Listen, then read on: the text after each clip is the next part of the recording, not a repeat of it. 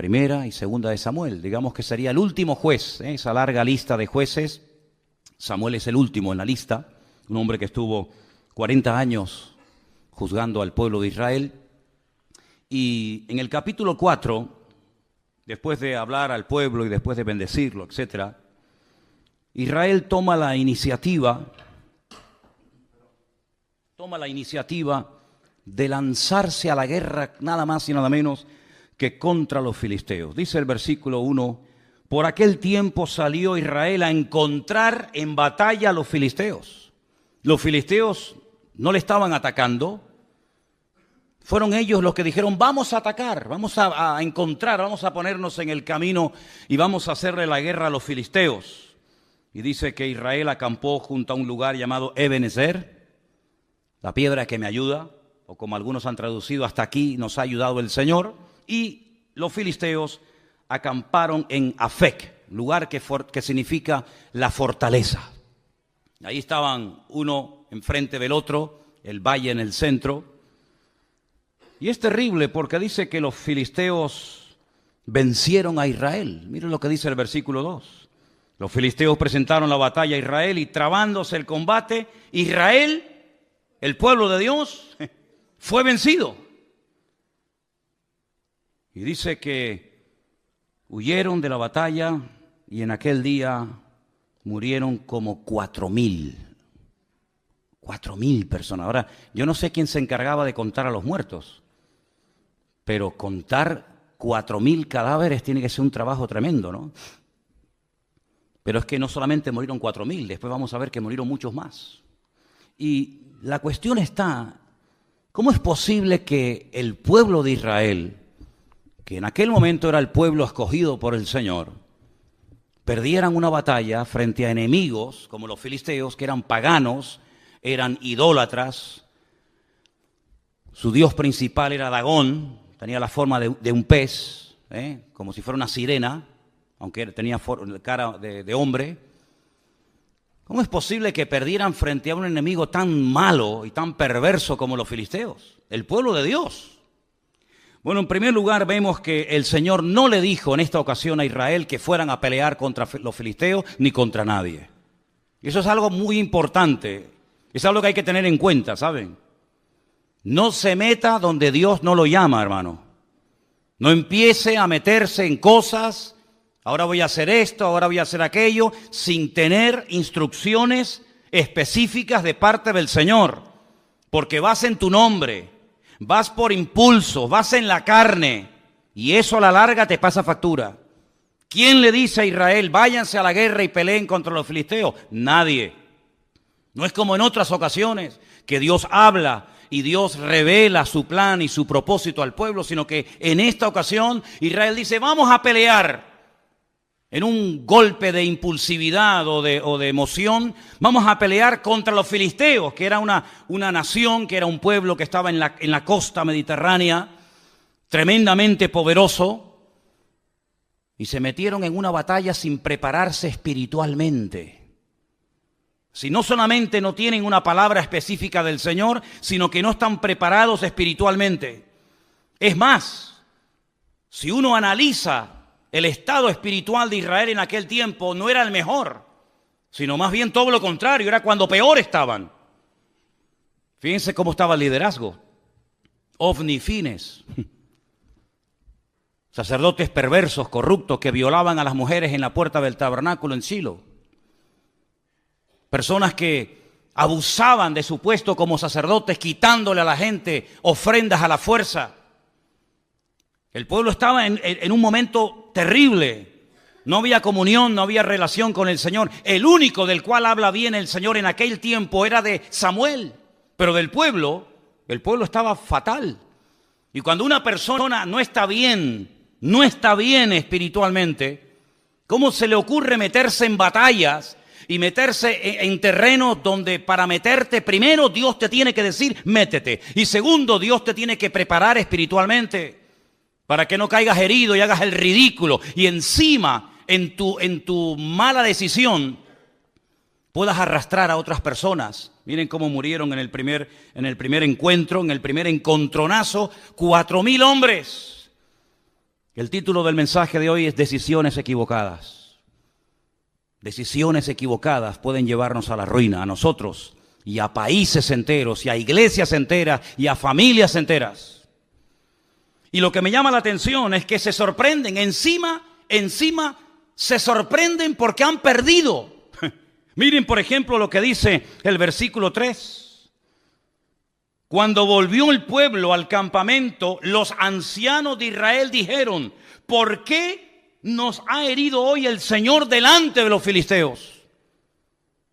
Mientras yo leía esta mañana esta porción, esta pregunta más bien, ¿por qué? ¿Por qué nos ha herido el Señor? ¿Por qué los filisteos hoy nos han ganado?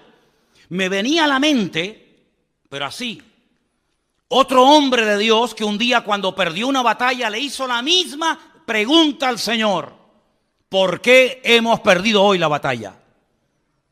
Déjenme que les lea un versículo. Preste atención. Josué rompió sus vestidos y se postró en tierra sobre su rostro delante del arca del Señor hasta caer la tarde. Y los ancianos de Israel echaron polvo sobre sus cabezas. Y Josué le dijo al Señor: ¿por qué nos ha vencido hoy el enemigo? La misma pregunta: ¿por qué nos ha sucedido esta tragedia hoy en Israel? ¿Por qué nos has entregado en las manos de los amorreos para que nos destruyan? Ay, Señor, ¿qué le diré? ¿Qué dirán que Israel ha vuelto sus espaldas delante de los enemigos? Porque los cananeos y los moradores de esta tierra oirán y nos van a rodear y borrarán nuestro nombre sobre la faz de la tierra. Y entonces, ¿qué harás tú con tu gran nombre? Pero espérense. La diferencia entre la pregunta que le hace el pueblo de Israel al Señor en 1 Samuel 4 y la pregunta que hace en Josué capítulo 7, Josué al Señor, es muy diferente, porque unos no esperan que Dios responda. Cuando tú haces una pregunta, espérate a que se te responda. No preguntes y respondas al momento, sino infórmate, cerciórate si lo siguiente que quieres hacer es lo correcto o vas a seguir metiéndote más en líos. Sin embargo, con Josué fue diferente, porque él rasga sus vestiduras delante del Señor. Él dice: ¿cómo es posible que ayer le ganamos a los de Jericó, una ciudad inmensa, y hoy nos vamos a pelear contra una población, una localidad muy pequeñita llamada Jai, y perdemos? ¿Cómo es posible que al grande le ganemos y al chico perdamos? Y ahora Dios habla y le dice, escuchen, el Señor le dice a Josué: levántate. ¿Por qué te postras sobre tu rostro? Israel ha pecado y aún ha quebrantado mi pacto que yo les mandé, y también han tomado del anatema y hasta han hurtado, han mentido y lo han guardado en sus enseres. Por esto los hijos de Israel no podrán hacer frente a sus enemigos, sino que delante de sus enemigos volverán las espaldas. Por cuanto han venido a ser anatemas, yo no estaré con vosotros. Levántate y santifica al pueblo. Y todos conocemos el resto de la historia de cómo un solo hombre llamado Acán, quebrantó la orden de no coger, de no llevarse nada a su tienda y traer maldición al pueblo. Y entonces cuando ellos santifican, cuando ellos arreglan el problema, se levantan, van a la batalla y vencen al enemigo. Pero en el caso de 1 Samuel 4 no sucedió así, sino que le preguntan al Señor: ¿por qué nos ha herido hoy el Señor? Y no esperan que Dios les hable. Es que a mí me sorprende algunas personas que se enfadan con Dios, se molestan con Dios porque le han salido algunas cosas mal y no tienen la paciencia y la sabiduría de decir: bueno, Señor, ¿en qué he pecado? ¿Qué he hecho mal? ¿Hay algo que tengo que corregir? ¿O sigo en la línea en la que voy y me voy a ir a la ruina yo y todos los que están conmigo? No esperaron en el Señor, no dijeron: bueno, vamos a estar un tiempo en oración, en búsqueda sincera y genuina de parte del Señor, sino que automáticamente preguntan y mira lo que hacen. Versículo 3: traigamos a nosotros de Silo el arca del pacto del Señor, para que viniendo entre nosotros nos salve de la mano de nuestros enemigos. Otro error más. Primer error, ir a la guerra sin que Dios te lo diga. Segundo error, no prepararse espiritualmente. Tercer error, trasladar el arca del Señor sin ningún mandato específico, creyendo que el arca del Señor es una especie de amuleto contra la mala suerte, creyendo que es una especie de talismán, creyendo que es una especie de objeto milagroso o de lámpara de Aladino, que en cuanto haga presencia en el campamento de Israel, todos los problemas se van a solucionar inmediatamente. ¿Cuánta gente se rodea de cruces, de estampitas, de resguardos, de amuletos, creyendo que de esa manera están protegidos contra los malos espíritus, las malas influencias, que Dios está con ellos? ¿Saben lo que demuestran las personas que recurren a cosas creadas por el ser humano para autoprotegerse contra el mundo espiritual? ¿Saben lo que demuestran? Que no conocen a Dios. Porque si conocieran a Dios, sabrían perfectamente que Dios no necesita de nada ni de nadie para proteger tu vida y pelear tus batallas. No tenemos que llevar cruces en el cuello para protegernos de nada. No tenemos que llevar ningún tipo de amuleto, de resguardo para decir, ay, es que por si acaso me hacen algo, o por si acaso alguien me hace algo. No, mi hermano, el ángel del Señor acampa alrededor de los que le temen y los defiende, dice la Biblia. Y decía el rey David, y de esto sabía mucho: y aunque un ejército acampe contra mí, no temerá mi corazón, porque el Señor es mi luz y mi salvación. Bendito sea Dios. Ellos dijeron, no, traigamos el arca. No importa si estamos en pecado, no importa. No importa si nos llevamos mal los unos contra los otros. No importa si la santidad ya es la asignatura pendiente. No importa si estamos bien o mal. Traigamos el arca, que al fin y al cabo no cuesta nada traer un mueble, trasladarlo de un sitio a otro, y el arca por sí misma nos defenderá contra el enemigo. Pero el arca no fue diseñada ni creada por el Señor para tales objetivos. El arca era, digamos, un mueble. Tenemos ahí en la entrada una especie de réplica, ahí tenéis una fotografía de cómo podía ser el arca en aquellos tiempos. En su interior, en esta caja, en este cajón de madera de acacia forrado de oro por dentro y por fuera, se guardaba un poco de maná para recordarle al pueblo de Israel que Dios había suplido milagrosamente durante muchos años el alimento en el desierto. Se guardaban las tablas de los 10 mandamientos, las que rompió Moisés la primera vez y la segunda, que estaban intactas en su interior. Y también la vara de Aarón también se guardaba cerca de este arca. Era un mueble de oro. Arriba pueden ver, en la parte de arriba, entre las alas de los querubines, estaba lo que llamaban el propiciatorio, y era el lugar en donde entraba el sumo sacerdote una vez al año y derramaba la sangre de un sacrificio que previamente había hecho en la entrada, y allí oraba y allí intercedía para que Dios protegiera al pueblo de Israel durante un año más, hasta el próximo día del Yom Kippur, el día del perdón. Tremendo. Parece que el pueblo de Israel no termina de aprender la lección. No es la primera vez que recurren a un objeto creado, no es la primera vez que recurren a un objeto depositando su fe en el objeto más que en el Dios del objeto. Ya lo habían hecho en el monte Sinaí, ¿se acuerdan? Cuando dice la Biblia que según ellos, Moisés tardaba mucho. No sabían qué había ocurrido con el varón de Dios. Y entonces dijeron, mira, como no sabemos lo que ha pasado con este hombre, si está vivo, si está muerto, si vendrá o no vendrá más, vamos a hacernos unos dioses que nos vuelva otra vez a llevar por el desierto y volvamos otra vez a Egipto. Y dice la Biblia que Aarón, el hermano de Moisés, le pidió a la gente que les diera zarcillos y pendientes de objetos de oro, y lo fundieron y le dieron forma, y dice que hicieron un becerro de oro. Y entonces le dijeron, este es el Dios que te sacó de Egipto. Y cuando Moisés baja de la montaña se encuentra aquel espectáculo vergonzoso y les dice, ¿qué habéis hecho? Y Aarón, tratando de justificar lo injustificable, les dice, no sé, yo cogí el oro, lo eché en el fuego y salió esto. Así dice, léanlo. Yo eché el oro, Y de repente, no sé, ¡pum!, apareció así de la nada este becerro de oro. Y Moisés se indigna y rompe las tablas de los 10 mandamientos y tiene que otra vez volver a subir a la montaña, porque ellos lo que querían era tocar, ellos lo que querían era ver a ese Dios, que no era ese Dios ni mucho menos, ¿verdad? Ya también lo hicieron en la época de Gedeón. No sé si se acuerdan ustedes que Gedeón hizo un efod, que al final terminaron adorándolo.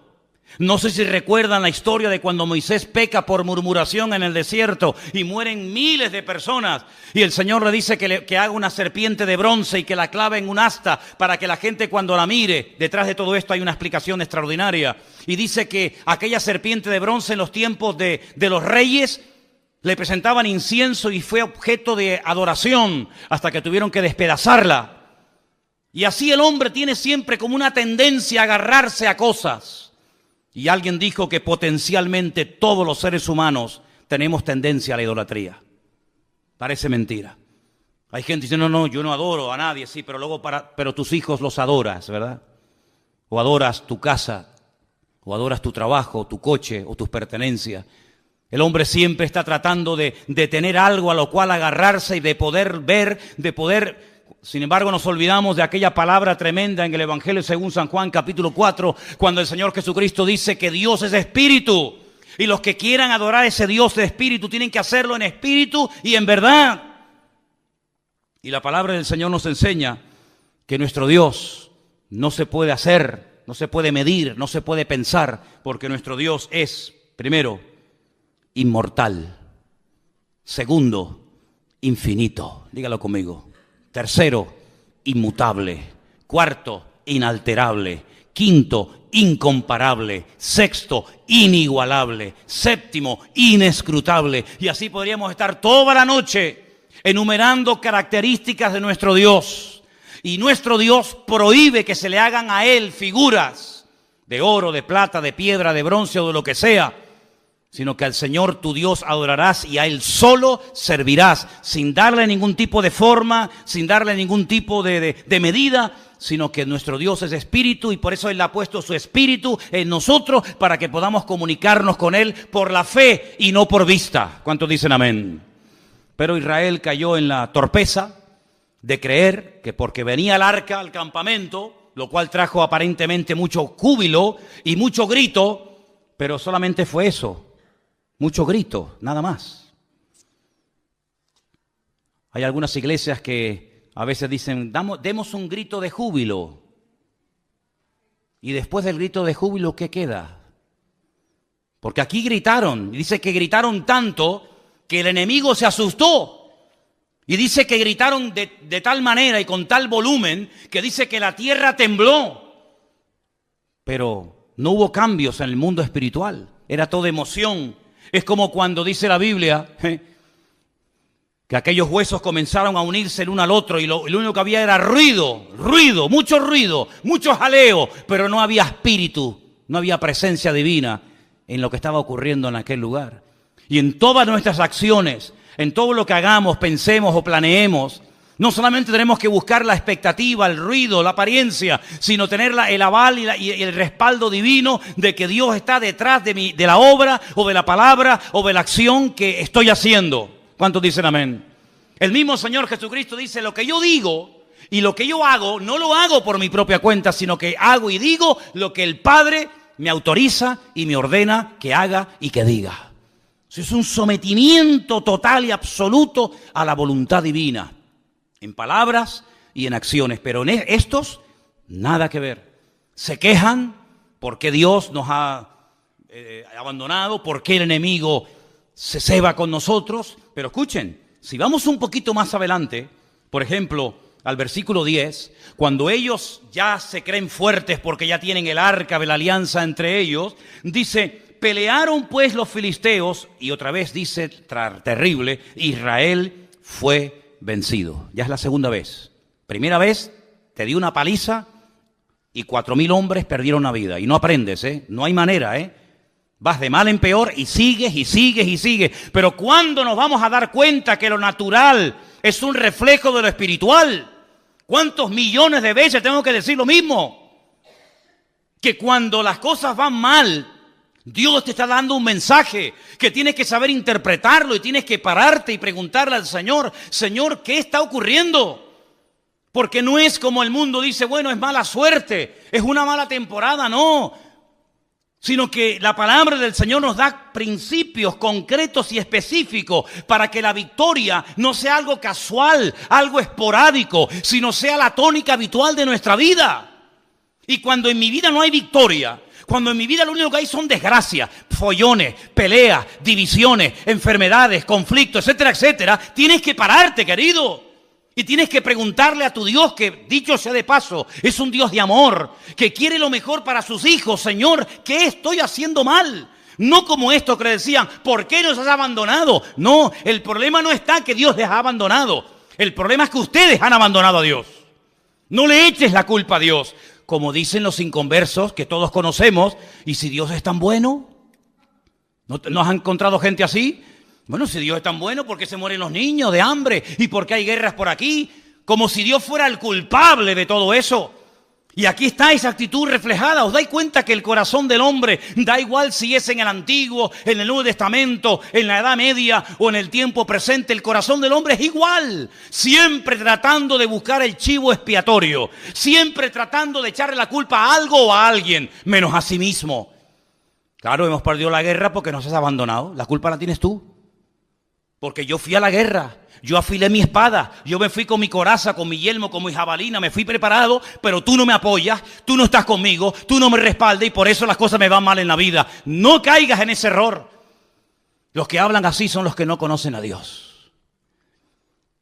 Los que conocen a Dios pueden llegar a decir, aunque Dios me mate, lo seguiré adorando, porque yo sé que mi Redentor está vivo.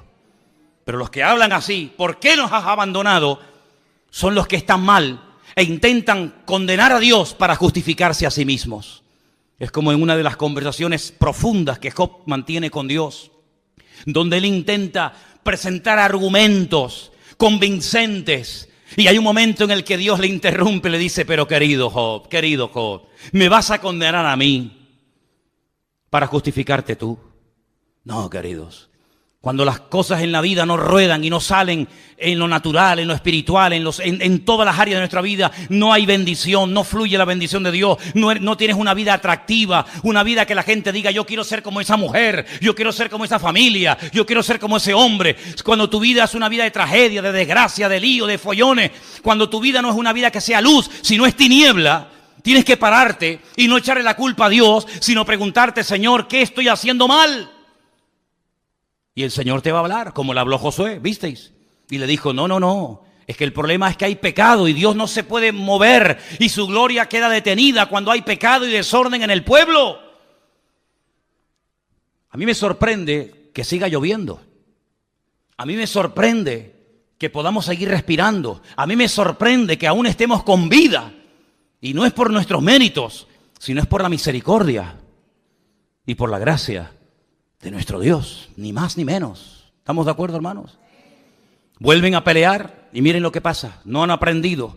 Hermanos, si no aprendemos de la historia, la volveremos a repetir. Así dijo David Ben-Gurión, primer presidente de Israel. Si no aprendemos de la historia, volveremos a repetir los mismos errores. Y me da la impresión de que hay muchos líderes políticos a nivel mundial que no han aprendido de la historia y que vuelven otra vez a repetir la historia y los mismos errores, y aún peor que en el pasado. Pelearon los filisteos, Israel fue vencido, huyeron cada cual a sus tiendas, y fue hecha muy grande mortandad, pues cayeron de Israel 30,000 hombres de a pie.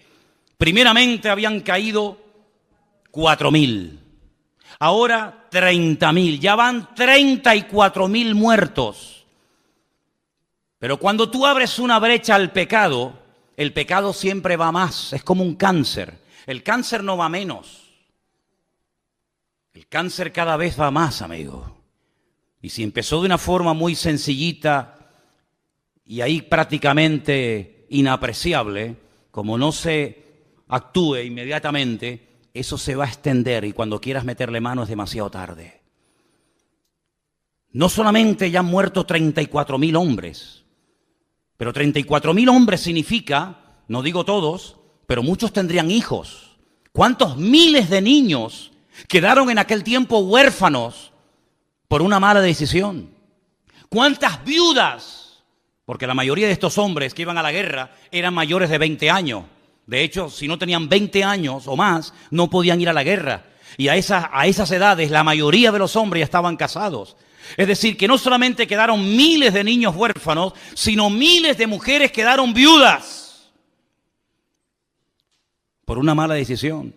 Pero no solamente fue eso, sino dice que en aquel segundo encuentro de Israel contra los filisteos, los dos hijos del sacerdote Elí murieron, Ofni y Fines.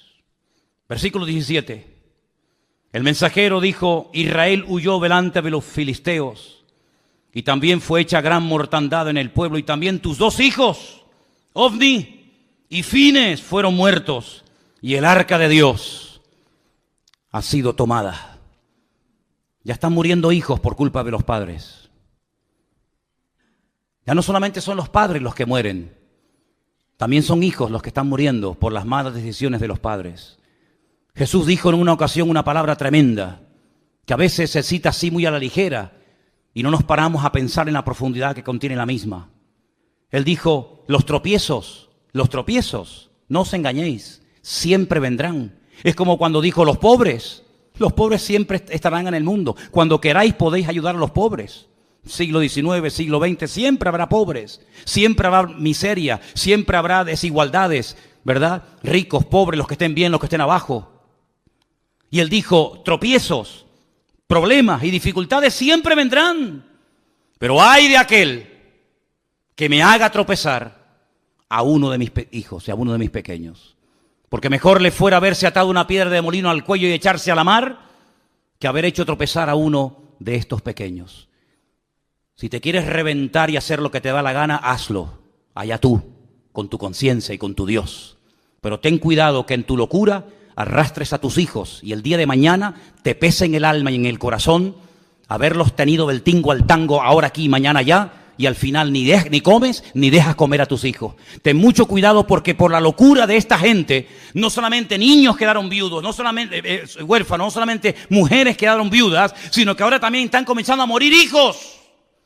Y es terrible cuando a veces por nuestras decisiones equivocadas, vuelvo a decir, decisiones equivocadas, título del mensaje de hoy, hacemos tropezar a otras personas que nos siguen, pero no porque te apoyen, sino porque no les queda otro remedio.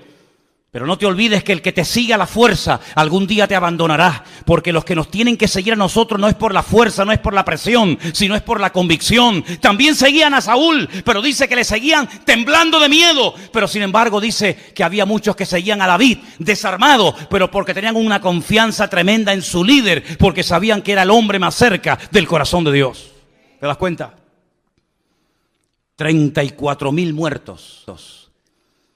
Miles de niños huérfanos, miles de viudas solas, los hijos del sacerdote muertos, pero hay más todavía, hay más todavía, porque no doblan su corazón delante de Dios, porque no se humillan, y cuando no se humilla el pueblo, cuando no pide perdón, el diablo se ceba y el diablo va por todas, y ahora les roba el utensilio más sagrado en toda la historia del pueblo de Israel, el arca del pacto. El Aarón Berit, el arca del pacto. Esa palabra pacto en hebreo es Berit, es una palabra sagrada, es una palabra que tiene una connotación espectacular, porque un pacto no es un contrato. Un contrato se quiebra, se rompe cuando uno de los dos no cumple las condiciones. Pero los pactos que Dios ha hecho no se quiebran, los pactos de Dios son eternos.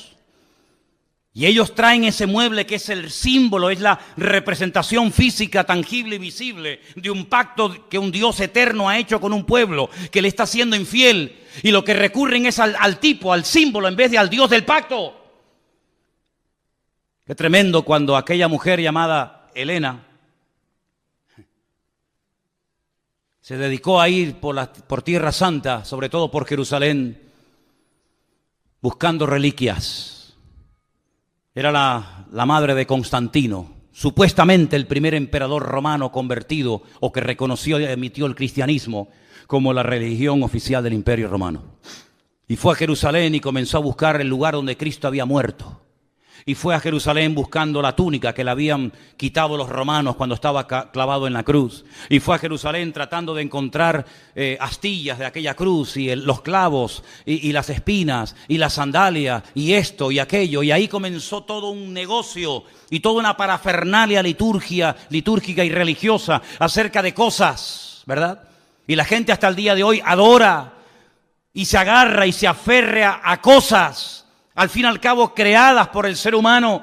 Y cuando vamos a Israel yo le digo a la gente, ¿y qué más da? ¿Qué más da? Si sobre esa piedra el Señor se inclinó, se sentó o lloró, ¿qué más da?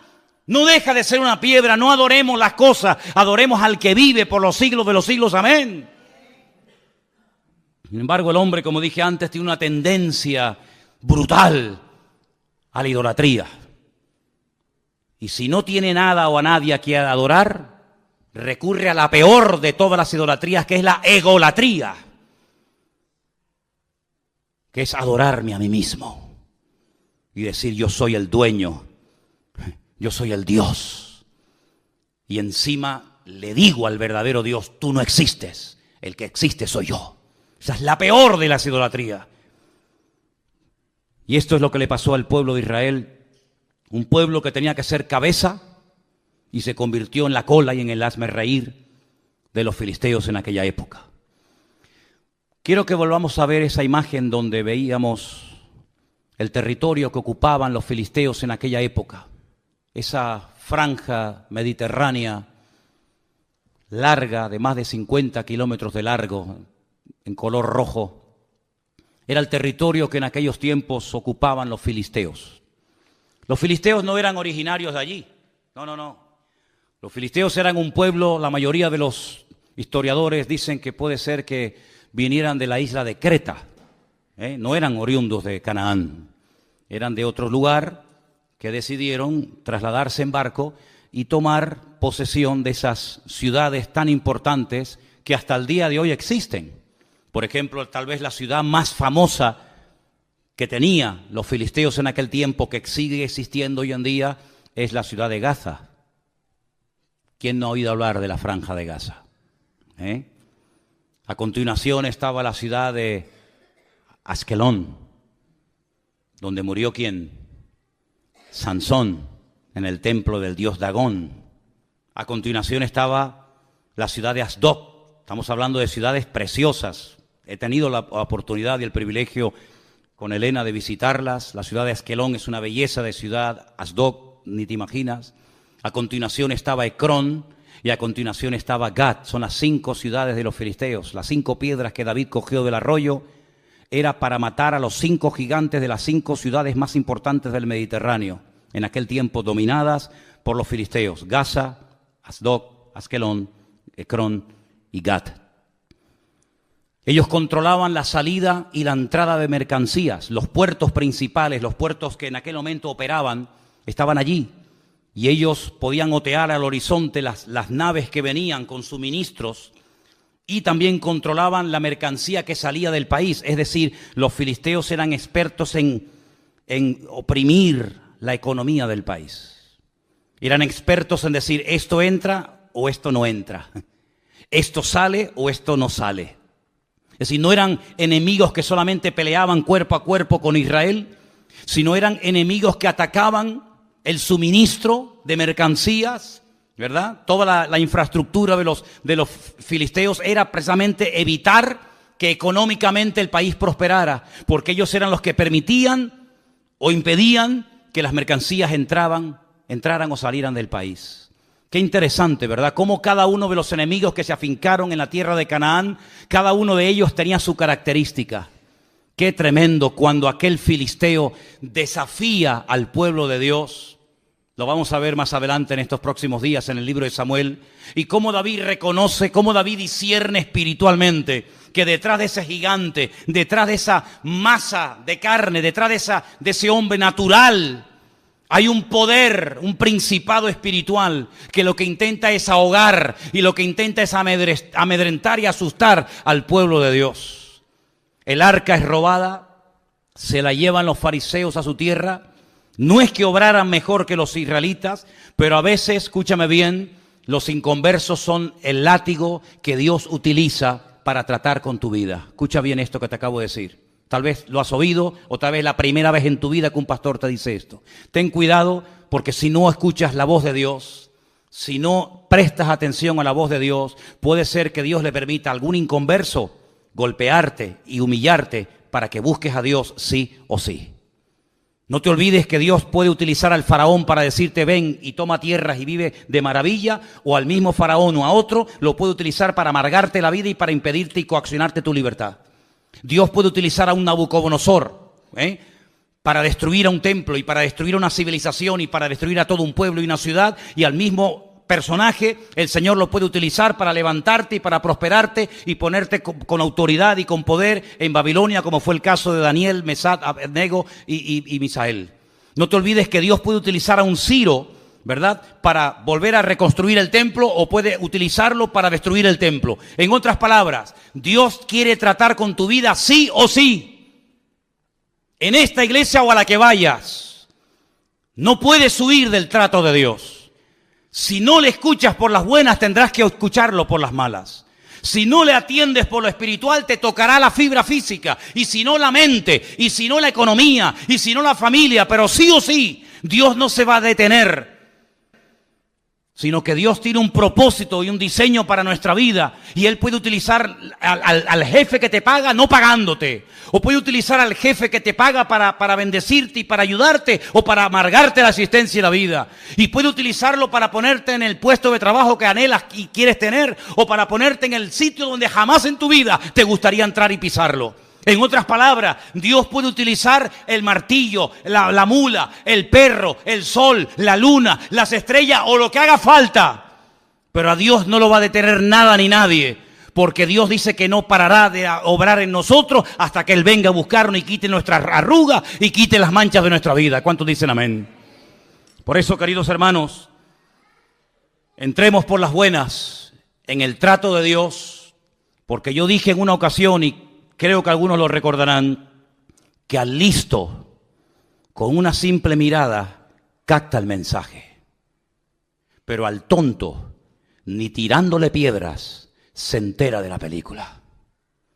Era como antiguamente, los padres miraban a los hijos y le transmitía telepáticamente un mensaje que el chiquillo interpretaba al momento. No hacía falta traductor de Google ni vainas raras, sino que la simple mirada del viejo, cuando coincidía con la tuya, te estaba diciendo o te quedas quieto, o cuando vaya a casa te meto un cogotazo que te vas a enterar, malcriado. Todo eso te lo decía con la mirada. Hoy en día te manda WhatsApp, abre una página de Facebook tu viejo, te manda todo lo que quiera y no te enteras. Vamos a leer algunos versículos interesantes. Proverbios 3, del 31 en adelante. Proverbios capítulo 3, si me los ponen casi mejor. 31 al 33, perfecto. Proverbios 3, del 31 al 33. No envidies al hombre injusto. ¿Conoces a alguien que se porta injustamente contigo? ¿No? Bueno, yo sé que ustedes siempre están en otro nivel, están en una dimensión espiritual a la que yo todavía no he llegado, pero si algún día conoces a alguna persona injusta que le va bien, tiene un buen coche y tal y cual, dice, no lo envidies, no tengas envidia del injusto, ni escojas ninguno de sus caminos, porque el Señor abomina. ¡Ay! Nos habían dicho que Dios ama al pecador y aborrece el pecado. ¿No nos habían dicho eso? Pues es que eso no está en la Biblia. No, hermano. La Biblia dice que Dios ama al pecador, pero aborrece el pecado. ¿Y dónde está eso? Eso no es de la Biblia. Eso se lo inventaron yo no sé quién. Yo lo que leo es que Dios abomina al perverso. ¿Cómo va a amar Dios a un violador de niños? Tendrá que arrepentirse de su pecado para cambiarlo y para hacer algo en su vida. Pero mientras no se arrepienta, el violador, el asesino, el ladrón, el injusto, etcétera, etcétera, dice, Dios lo abomina, abomina al perverso, pero su comunión íntima, ¿con quién es? Con los justos. Y el 33, porque la maldición de Dios, ay amigo, ahora se va a dar cuenta porque hay gente que está así, porque la maldición de Dios es real, es tan real como la bendición de Dios, igual. La maldición de Dios, ¿dónde está? En la casa del impío, de los que le han dado la espalda a Dios. Pero Él bendecirá la morada, la casa de los justos. Así es lo que dice la palabra. Salmo 37, 1 y 2, un salmo que le gusta mucho a Miriam.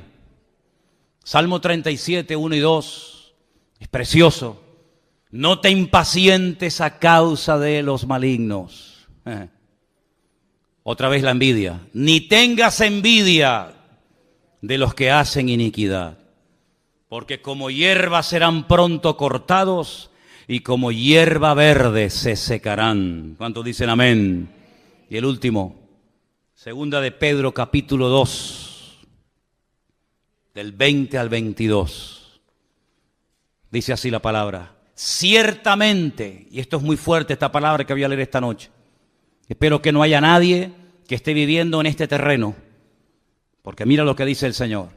Si habiéndose ellos, está hablando de gente que conoció, gente que tuvo un encuentro con el Evangelio, si ellos, habiendo escapado de las contaminaciones del mundo, ¿y cómo escaparon del sistema de valores del mundo? Como dice ahí, de las contaminaciones del mundo. ¿Cómo lo hicieron? Por el conocimiento del Señor y Salvador Jesucristo. Así escaparon de ese mundo. No por fuerza de voluntad. No porque dijeron, bueno, yo me voy a proponer no juntarme con gente mala, voy a intentar cambiar. No es por ese sistema. Sino que hay gente que escapó, logró salir de las contaminaciones del mundo por el conocimiento del Señor y Salvador Jesucristo. Eso está bien claro, ¿sí o no? ¿Sí o no? Dice, enredándose otra vez en ellas, son vencidos, claro. Su postrer estado viene a ser peor que el primero. Porque mejor les hubiera sido no haber conocido el camino de justicia, haber conocido el camino de justicia, que después de haberle conocido, volverse atrás del santo mandamiento que les fue dado. Pero les ha acontecido lo del verdadero proverbio, que el perro vuelve al vómito y la puerca lavada a revolcarse en el cieno. Ay, amigo, más claro agua, ¿eh? Aunque usted no lea esto en hebreo, ni en arameo, ni en griego, usted lo entiende perfectamente. Yo tengo que decir como pastor, y me gustaría decir todo lo contrario, pero mentiría si lo hiciera, que nunca he conocido a nadie que se haya apartado de los caminos del Señor, que su vida haya sido una maravilla. Si así fuera, más de uno se vería tentado a decir, oye, separándome del Señor, vivo mejor. Pero es que no hay ni la más mínima tentación en los que hemos nacido de nuevo. No tenemos ni la más mínima tentación de separarnos, de dejar a Dios, de darle las espaldas. ¿Saben por qué? Porque no hay ni una sola persona, se llame quien se llame y viva donde viva, que habiendo conocido al Evangelio y al Señor, apartándose de Él, la vida de fuera mejor. Sino que el Señor los compara con un perro que vomita y se vuelve a comer lo vomitado. Y si lo compara con un cerdo que lo lava y en cuanto encuentra basura, se vuelve a revolcar en él. Y dice, y el postrer estado es peor que al principio. Hermano, si usted no entiende esto, yo ya no sé cómo decírselo. En otras palabras, este pueblo quiere arreglar externamente lo que solamente se puede arreglar internamente. Mira, no le estés regalando tantas flores a tu mujer y después la estás engañando con otra. ¿Me entendiste? Toma, mi amor, un ramito de flores. Es que yo no quiero flores, yo quiero tu corazón. Yo quiero tu fidelidad. Mira, te voy a llevar esta noche a cenar. Métete la cena por donde te quepa. Le diría alguna. Yo no quiero que me des cena. Yo lo que quiero es que estés más tiempo en casa con tu mujer y con tus hijos. Así era Israel. No se arrepienten, no buscan de Dios, no viven en santidad, no ponen sus vidas en orden, pero tráiganos el arca, que trayéndonos el mueble se arregla todo. Es como aquellos que dicen, no, yo tengo una Biblia y te enseñan una Biblia así. ¿Y para qué la quieres? Y el crucifijo, y el rosario, y tantas cosas externas, que lo único que hacen es dar una pincelada de cristianismo, pero tu corazón está lejos. Como decía el Señor, aquellos fariseos de la época,